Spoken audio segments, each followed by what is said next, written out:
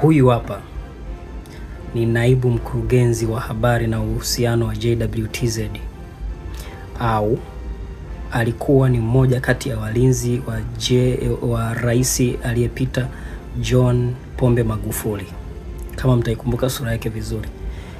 Naye ametoa tamko kuhusiana na kinachoendelea Tanzania. Msikilize. Ndugu wananchi, naitwa Kanali Bernard Masala Mlunga, kaimu mkurugenzi wa habari na uhusiano, Jeshi la Ulinzi la Wananchi wa Tanzania.